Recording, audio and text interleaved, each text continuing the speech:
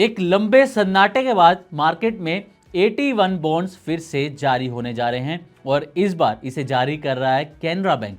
Yes bank के case के बाद कोई भी बैंक इन हाई रिस्क इंस्ट्रूमेंट्स को जारी करने के मूड में नहीं था, लेकिन अब कैनरा बैंक ने इसे फिर से मार्केट में उतार दिया है। बैंक ने अनाउंसमेंट की है कि वो 3,500 करोड़ रुपए 81 बॉन्ड्स के जरिए जुटाएगा।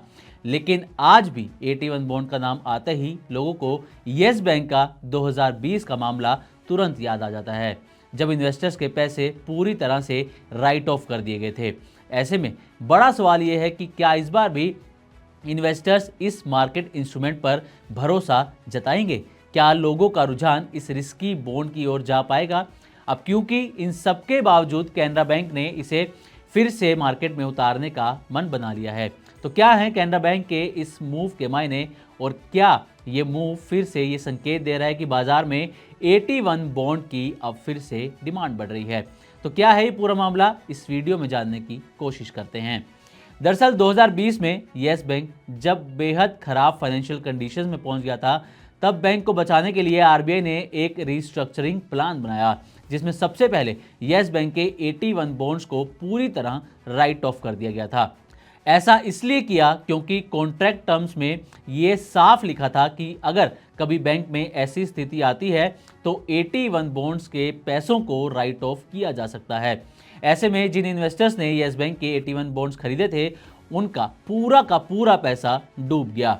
ये पैसा किसी बड़े फॉरेन इंस्टीट्यूशंस या फंड हाउस का नहीं था, बल्कि ये पैसा था एक आम रिटेल इन्वेस्टर्स का, जिनमें कई सीनियर सिटीजन भी थे जिन्होंने अपनी पूरी लाइफ की सेविंग्स तक इन बॉन्ड्स में लगा दी थी। जब मामला कोर्ट में पहुंचा तो फैसले में राइट ऑफ को वैलिड करार दिया गया। अब ऐसे में कैनरा बैंक ने हाल ही में मार्केट में फिर से 81 बॉन्ड्स जारी कर दिए हैं। कैनरा बैंक के इस कदम का प्रभाव तुरंत दिखाई देने लगा है।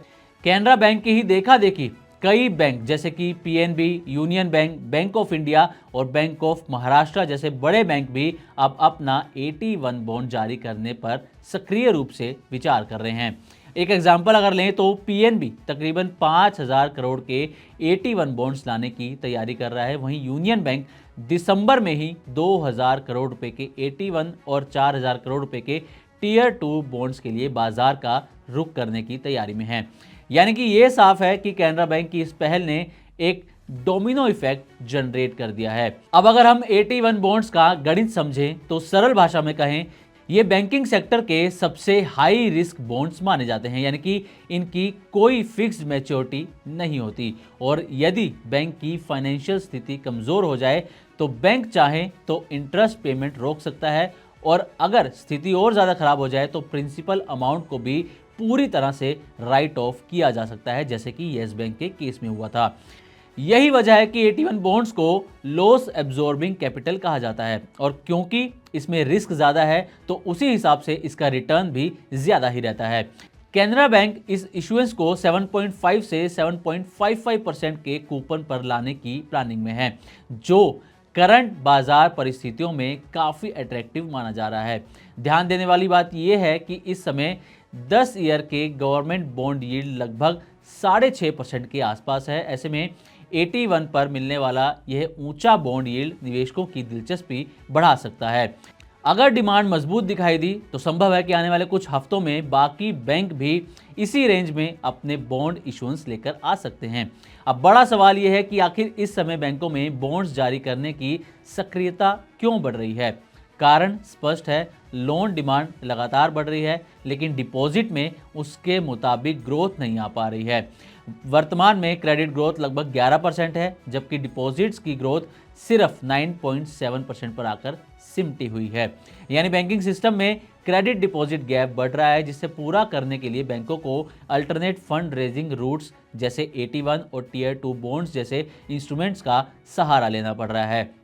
कई मार्केट एक्सपर्ट्स का मानना है कि आने वाले महीनों में लोन डिमांड और तेज हो सकती है, खासतौर पर फेस्टिवल्स, गवर्नमेंट स्पेंडिंग और इंटरेस्ट रेट कट्स की वजह से।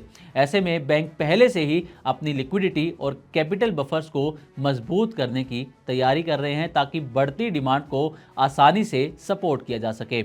ऐसे में 81 और टीयर 2 मार्केट्स के ये इंस्ट्रूमेंट्स और ज़्यादा एक्टिव और अट्रैक्टिव हो सकते हैं। तो कुल मिलाकर बात यह है कि बैंकों को और ज़्यादा लिक्विडिटी की ज़रूरत है और ये डिमांड फ्यूचर में और बढ़ने वाली है। ऐसे में कई बैंक अपना डिपॉजिट बढ़ाने के लिए AT1 बॉन्ड जैसे सेगमेंट में फिर से हाथ डालते हुए नजर आ रहे हैं। ऐसे में ये देखना काफ़ी इंटरेस्टिंग होगा कि क्या एक आम इन्वेस्टर का भरोसा फिर से इन बॉन्ड पर बढ़ सकता है, और अगर इस इशुएंस को अच्छी डिमांड मिलती है, अच्छा रिस्पॉन्स मिलता है, तो आने वाले हफ्तों में कई पब्लिक और प्राइवेट सेक्टर बैंक्स बाजार में अपने बॉन्ड इशुएंस लेकर उतर सकते हैं। ऐसे में कैनरा बैंक का ये मूव किस करवट बैठेगा, ये देखना भी काफ़ी दिलचस्प होने वाला है।